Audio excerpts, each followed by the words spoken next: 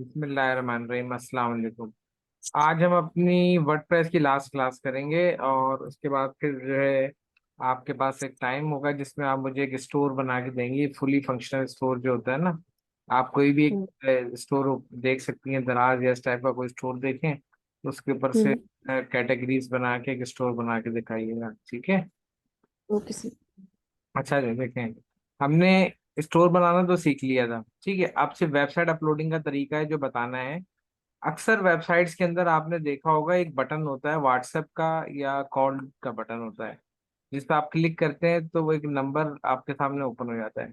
ये फोन के अंदर काम करता है मोस्टली, और जो है अगर हम उसको अपना सिस्टम पे यूज करते हैं तो ये व्हाट्सएप वेब, जैसे मैंने अभी यहाँ पे व्हाट्सएप खोला हुआ है अपने सिस्टम पे, तो इसके थ्रू मैं इससे कम्युनिकेट कर सकता हूँ। तो उसका क्या तरीका होगा, तो हम आते हैं प्लगइन्स के अंदर और यहाँ पे ऐड न्यू पे क्लिक करूंगा।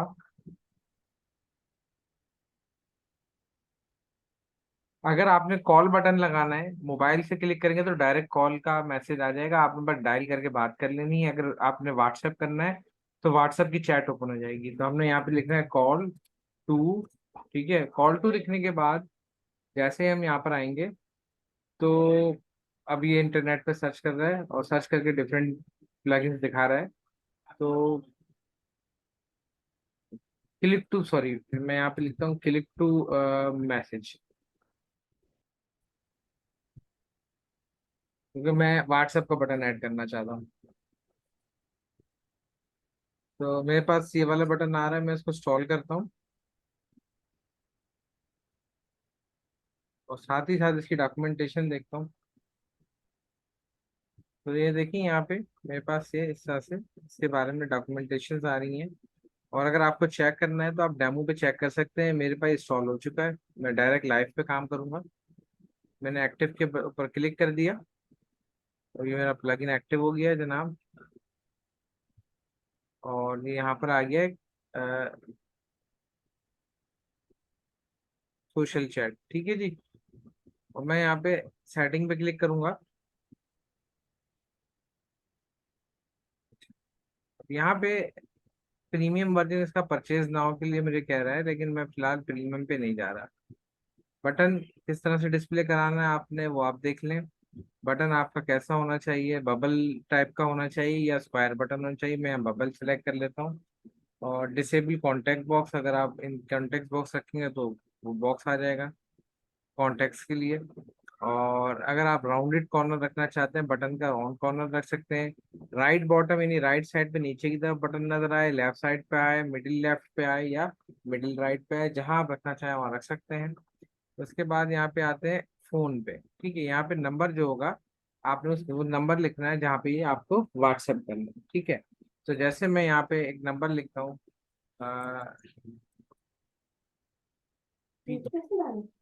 अब जैसे ही मैं यहाँ पे मैसेज करूंगा, जैसे इस बटन पे हम क्लिक करेंगे तो हमारे पास ये एक वेलकम मैसेज लिखा हुआ आएगा।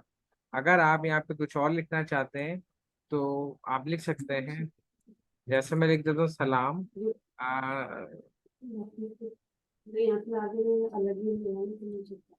Welcome to our website, feel free to inquiry, please tell us about what you inquire, what's your inquiry.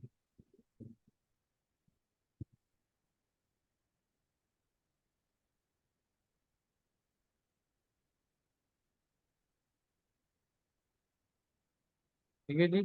इसके बाद क्वेश्चन मार्क लगा दिया, अब ये मैसेज लिखा हुआ आएगा। और शेड्यूल आप देना चाहें शेड्यूल दे सकते हैं। मैं इसको सेव करता हूँ। और बटन भी देख लेते हैं, बॉक्स हमारा कैसा होगा वो भी देख लेते हैं।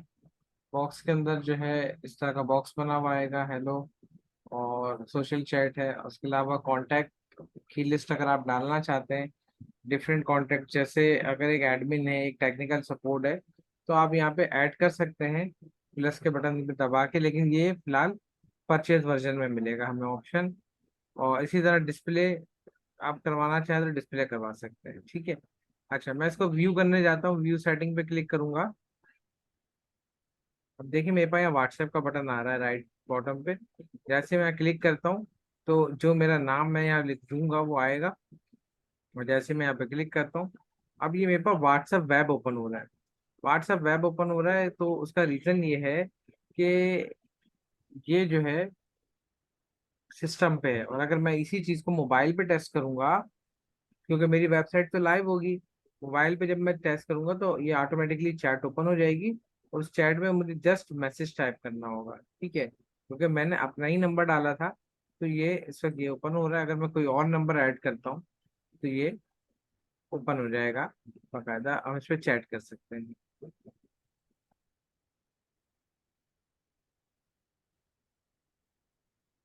फिर हम अपना मैसेज व्हाट्सएप वेब के थ्रू या अपने मोबाइल के अंदर व्हाट्सएप या व्हाट्सएप बिजनेस जो भी ऐप हम यूज करते हैं उसके थ्रू हम कॉल कॉल या मैसेज कर सकते हैं। इसी तरह एक प्लगइन होता है कॉल बटन का, तो मोस्टली वो फोन के लिए ही होता है। तो मैं प्लगइन्स में आऊंगा और इसके बाद मैं यहाँ पे सर्च करता हूँ ऐड न्यू।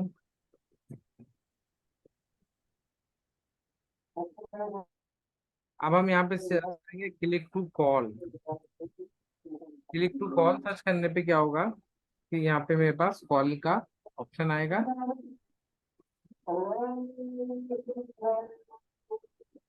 और अगर मैं इसकी मोर डिटेल पे क्लिक करता हूँ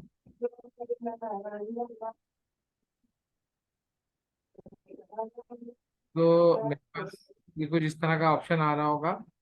और जनाब, जब आप इस बटन पर क्लिक करेंगे तो ये आपके पास कॉल का जैसे यहाँ बटन आ रहा है, और देखिए यहाँ फोन नाम आ रहा है जो तस्वीर पे। और जब हम इस पे क्लिक करेंगे तो कॉल लॉक का ऑप्शन ऑन हो जाएगा, कॉल कर सकते हैं हम, ठीक है जी।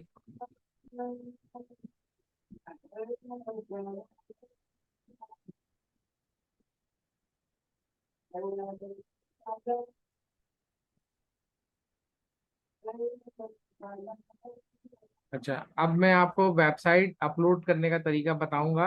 मेरे पास डोमेन नहीं है, लेकिन मैं आपको रेकमेंड करता हूँ कि आप अपनी वेबसाइट को लाइव चलाने के लिए डोमेन परचेज कीजिएगा। डोमेन नेम और वेब होस्टिंग आप ले लीजिएगा, तो मैं उसमें आपको अपलोड करने का हेल्प कर दूंगा। यहाँ मैं सिर्फ उसका प्रोसीजर डिफाइन कर देता हूँ। हेलो। जी सर, ठीक है। लेकिन अभी तो मैं नहीं ले रही ना। यहाँ पे एक चीज और है कि अब वर्डप्रेस का जो सारा डेटा वो डेटाबेस के अंदर सेव होता है। तो हमारे लिए सबसे इम्पोर्टेंट चीज होती है डेटा बैकअप, डेटाबेस। और जितने भी प्लगइन हमने इंस्टॉल किए हैं, हम पहले वहाँ वो सारे प्लगइन इंस्टॉल करेंगे, फिर उसके बाद अपनी वेबसाइट को रन करेंगे तो वो चलेगी, वरना नहीं चलेगी।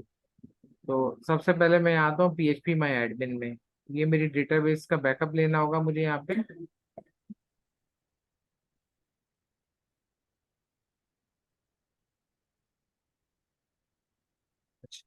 मेरे पास यहाँ पे डेटाबेस सैम के नाम से बना हुआ है, तो ओपन करता हूँ।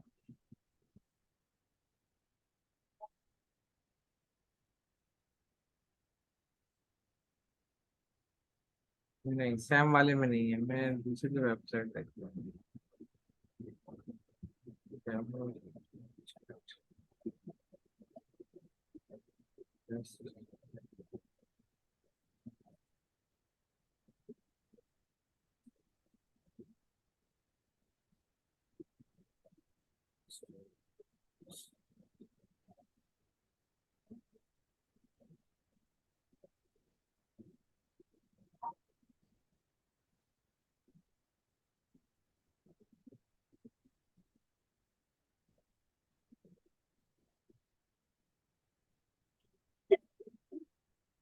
डेटाबेस तो मिलती है हमारी।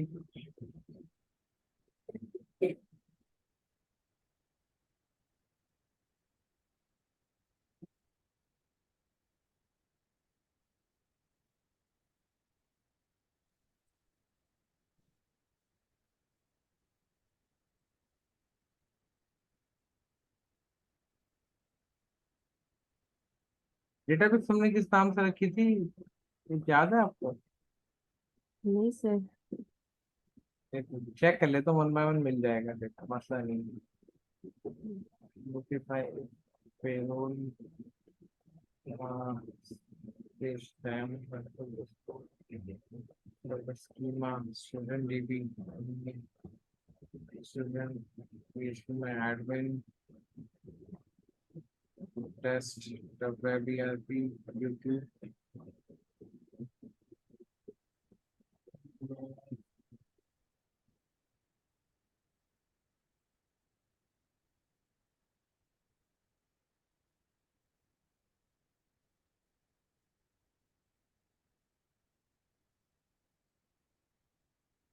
चलो वो कोई मसला नहीं है, मैं अभी देख लेता हूँ।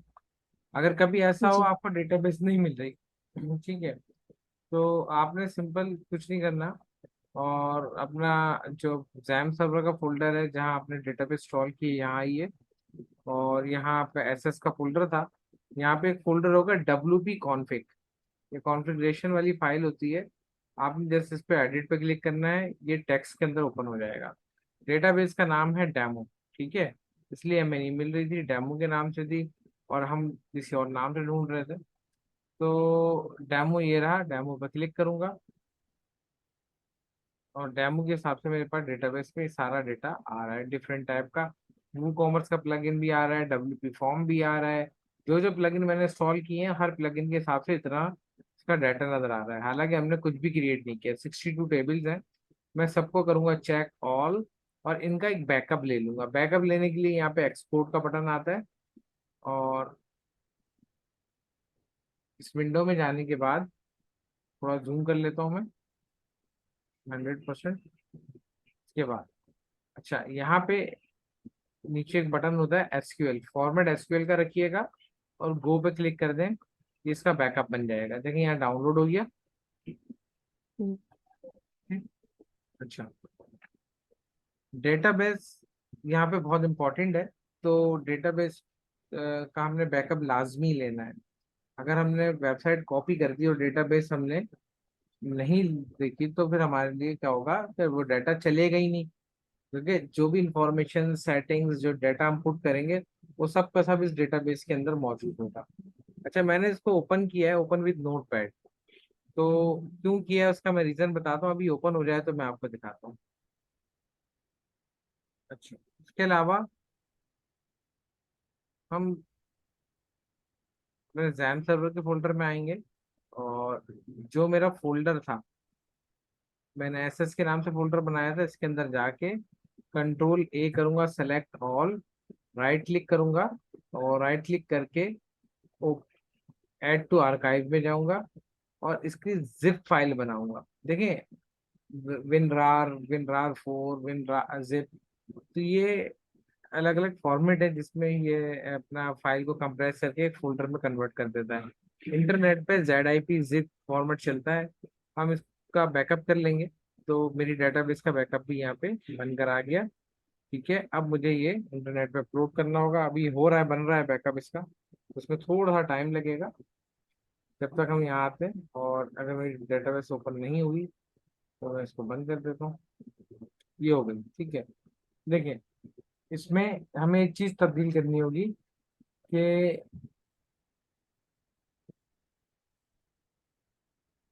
मैं यहाँ पे फाइल में आऊंगा, और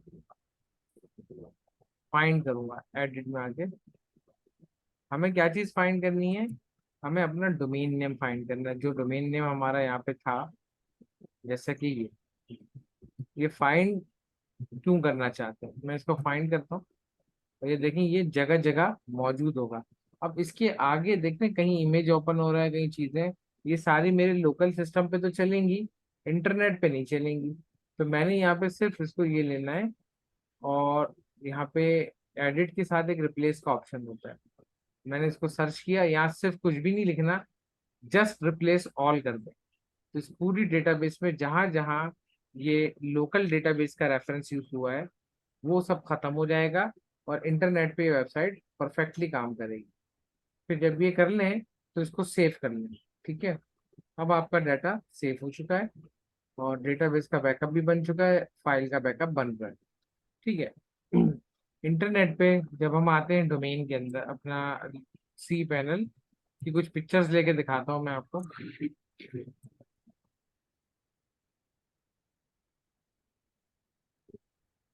देखें, जब हम अपने सी पैनल में आएंगे तो हमारे पास ये कुछ इस तरह की पिक्चर्स आएंगी।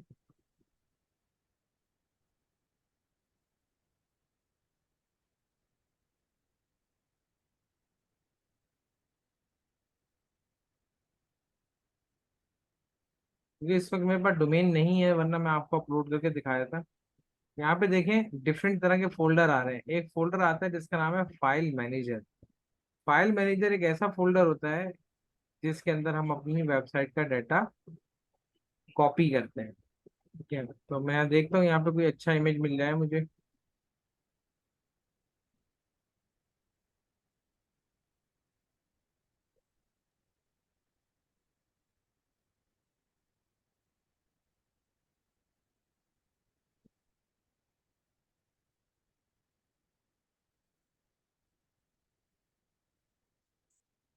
माने ये वाली थीम दिखती है मोस्टली।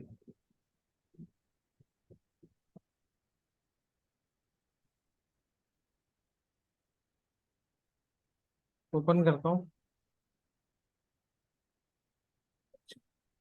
ये देखिएगा यहाँ पे फाइल मैनेजर के अंदर फाइल कॉपी होती है। तो हमने इस फोल्डर में जाना होता है, और यहाँ पे एक फोल्डर होता है पब्लिक अंडरस्कोर HTML का। और हम ऊपर बटन होता है अपलोड करके, जो जिप फाइल हमारी बनेगी ये वाली, कौन सी वाली, ये जो जिप फाइल हमारी अभी क्रिएट हो रही है, ये फाइल हम यहाँ पे अपलोड कर देंगे। वैसे अगर मैं देखूं कि मेरे इस वक्त सिस्टम में कितनी फाइल मौजूद है इस वेबसाइट की, तो कम से कम वो 200-250 फाइल बता रहा है। ठीक है, बल्कि तकरीबन ये फाइल मुझे बता रहा है 14,000 फाइल है। ठीक है, छोटी छोटी फाइल्स होती हैं, मसला नहीं है। और ये बहुत ज्यादा होगा, 30-32 MB का होगा, इससे ज्यादा का नहीं होता। तो हम इस जिप फाइल में बना के सारा अपलोड कर लेंगे, और वहां उस फोल्डर को एक्सट्रैक्ट कर लेंगे। ठीक है, उसके अलावा अगर मैं यहाँ पर आता हूँ, तो पहला काम तो हमने वेबसाइट एक्सट्रैक्ट कर लिया। अब डेटाबेस के लिए यहाँ पे आपके सामने डेटाबेसेस में एक ऑप्शन आ रहा होगा, PHP My Admin। PHP My Admin में जाने से पहले मैं डेटाबेस विजिट में जाऊंगा, और यहाँ पे एक नई डेटाबेस क्रिएट करूंगा। तो सबसे पहले आप डेटाबेस विजिट विजिट में जाएंगे, और फिर डेटाबेस विजिट में जाके एक डेटाबेस क्रिएट करेंगे जो आपके डोमेन के नाम के साथ होगी। फर्ज करें मैंने यहाँ पे डेमो के नाम से बनाया, तो वहाँ डेमो नहीं होगा। और अगर आपका डोमेन है पाकिस्तान या ABC कंपनी, तो ABC_ लिखा हुआ होगा फिक्स। उसके आगे आप अपना नाम डेटाबेस का जो रखना चाहें वो रख सकते हैं। और उसका एक यूजर नेम होगा, उसका एक पासवर्ड होगा, यूजर को जो राइट दिए जाएंगे, वो सारे काम यहाँ पे एक ही विंडो में हो जाते हैं। ठीक है, आपने यूजर नेम रख लिया, उसका पासवर्ड रख लिया, डेटाबेस का नाम रख लिया, साथ ही साथ ये इन्फॉर्मेशन एक फोल्डर में कॉपी कर ली, ताकि वेबसाइट को अपलोड करते वक्त कोई प्रॉब्लम ना हो। फिर आप आएंगे PHP My Admin में। डेटाबेस बनाने के बाद PHP My Admin में आइए, और आपको कुछ इस तरह का इंटरफेस नजर आएगा, जैसे कि हमारे PHP My Admin का इंटरफेस होगा। अच्छा, यहाँ पे रिस्ट्रिक्शंस ज्यादा होंगी, क्योंकि जो यूजर नेम यूज होगा वो उसके साथ पासवर्ड होगा जो आपने वहां पे बनाया होगा। अब आपने सिंपल कुछ नहीं करना। आपने यहाँ पे जो आपकी डेटाबेस नजर आ रही होगी, फर्ज करें डेमो के नाम से डेटाबेस है, आपने इसको ओपन करना है। डेटाबेस पूरी खाली होनी चाहिए। ठीक है, डेटाबेस का ये यहाँ कोई भी टेबल बना हुआ नहीं होना चाहिए। ठीक, आप जब नहीं बनाओगे तो ऑटोमेटिकली वो खाली ही होगा। आपने फिर क्या करना है, इंपोर्ट के सेक्शन में आइएगा, चूज फाइल पे क्लिक कीजिएगा, और वो जो हमने फाइल डाउनलोड की थी डेटाबेस की, SQL वाली, जिसको हमने उसमें से लोकल होस्ट डिलीट कर दिया, सेलेक्ट करके ओपन करेंगे। वहाँ यहाँ इसका नाम लिखा हुआ आ गया, और जस्ट यहाँ नीचे आके यहाँ गो का बटन होगा, आप गो के बटन पे क्लिक कर देंगे, तो क्लिक होके ये इंस्टॉल हो जाएगा। ठीक है, फिर उसके बाद अब आप अपनी वेबसाइट को नॉर्मल जैसे यहाँ पे एक्सेस कर रहे हैं, एक्सेस करने की कोशिश करेंगे, तो डाटा मिस मैनेज नजर आएगा, सही से चलता हुआ डाटा नजर नहीं आएगा। फिर आप बैकएंड पे आइए, और बैकएंड पे आने के बाद सबसे पहला काम आपने ये करना है, वो तमाम प्लगइन्स जो आपने अपनी वेबसाइट को बनाने में इस्तेमाल किए हैं, कोशिश करें वो डाउनलोड कर लें। डाउनलोड करके इस्तेमाल कर लें, उससे फायदा क्या होगा, जैसे अगर मुझे वू कॉमर्स करना है, वू कॉमर्स रखा मैंने, और उसके बाद मैं यहाँ पे डाउनलोड कर देता हूँ, और फॉर वर्डप्रेस आ जाएगा। तो मेरे पास ये मिलेगा तो वर्डप्रेस की वेबसाइट पे। ठीक है, फ्री प्लगइन है, आप इसको डाउनलोड कर सकते हैं, डाउनलोड करके इस्तेमाल भी कर सकते हैं। तो जब आप इसको डाउनलोड कर लोगे तो क्या होगा, इंटरनेट पे उसका वर्जन डिफरेंट होगा। यहाँ पे जो वर्जन इसको अवेलेबल है, जैसे आपको फर्ज करें यहाँ पे भी वर्जन 1 2 3 अवेलेबल है, 8.2.1 अवेलेबल है, तो इंटरनेट पे कोई और वर्जन होगा। डिफरेंट वर्जन में डाटा वेरी कर सकता है, पहले करता था, लेकिन कभी करता है और कभी नहीं भी करता, डिपेंड करता है। तो इसमें क्या होगा कि आप जो है इसको, यानी जो प्लगइन आप इस्तेमाल कर रहे हो वो सारे प्लगइन आपने यहाँ से इंस्टॉल करने होंगे वन बाय वन प्लगइन के सेक्शन में जाके। ठीक है, फिर उसके बाद आपने जो थीम ली है, थीम ऑटोमेटिकली आ जाती है, थीम का मसला नहीं है। प्लगइन भी फोल्डर में मौजूद होते हैं, वो भी आ जाते हैं, लेकिन कोशिश करें कि पहले से इंस्टॉल कर लें, या अगर पहले रिफ्रेश करके देख लीजिएगा डाटा अगर सही नजर आ रहा हो इन प्लगइन, क्योंकि अपलोड हो चुके होते हैं, तो अगर इनके साथ वो चल रहा है तो ठीक है, नहीं तो इंस्टॉल कर लीजिएगा। सही, और फिर उसके बाद वेबसाइट रिफ्रेश कीजिएगा, और कंट्रोल शिफ्ट R एक दफा दबाएंगे तो आपके सिस्टम की कैशे मेमोरी खत सही हो जाएगी, और उसके बाद वेबसाइट काम करने लगेगी। अच्छा, इस पूरे प्रोसेस में एक चीज थोड़ी सी आउट लगी होगी आपको, कि मैंने जो डेटाबेस का बैकअप है, उस बैकअप को ओपन क्यों किया। ओपन करके एडिट कर, यानी एडिट के बटन पे क्लिक किया, ये टेक्स्ट फाइल में खुल गया, और इसके अंदर मैंने लोकल होस्ट रिप्लेस किया। रीजन ये होता है कि देखें, जब हमारी वेबसाइट इंटरनेट पे जाएगी तो लोकली वो मेरे सिस्टम पे तो इंस्टॉल भी है लोकली, और इंटरनेट पे भी इंस्टॉल होगी। तो मेरे सिस्टम पे इमेजेस, वीडियोस और जो भी इसका डाटा होगा यानी मीडिया, वो सब काम करेगा। लेकिन इंटरनेट पे क्या होता है कि इंटरनेट पे आम यूजर, उसके सिस्टम पे तो इंस्टॉल नहीं होगा ना जैम सर्वर, उसके सिस्टम पे ये बैकअप भी नहीं होगा, उसके सिस्टम पे लोकल उसका डाटा भी नहीं होगा। तो उस सूरत में क्या होगा कि उसके पास इमेजेस, वीडियोस और बहुत सारी फंक्शंस काम नहीं करेंगे। तो लोकल उस पे हम मोस्टली कोशिश ये करते हैं कि जब भी कोई वेबसाइट बनाई जाए तो डायरेक्टली डोमेन खरीद के उस पर बनाया जाए। लेकिन अगर आप फुली फंक्शनल वेबसाइट बनाना चाहते हो तो उसके लिए आप ऑफलाइन काम करना करना पड़ेगा।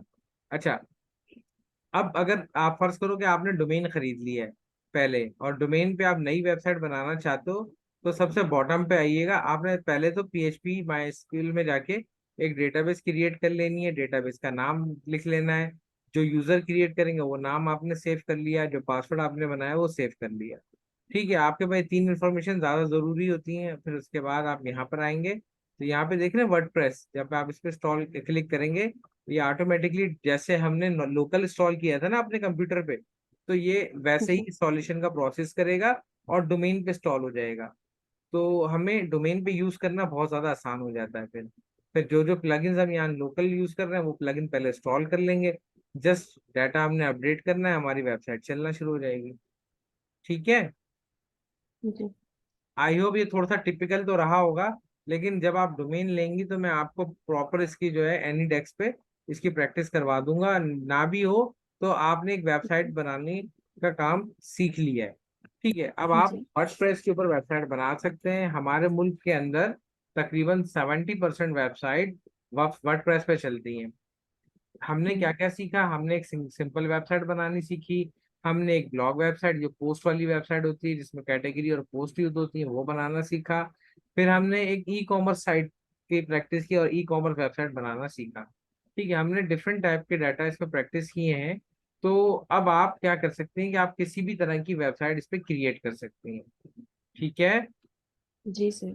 सही है, तो आज की क्लास को मैं इस पे ऑफ करता हूँ। सही।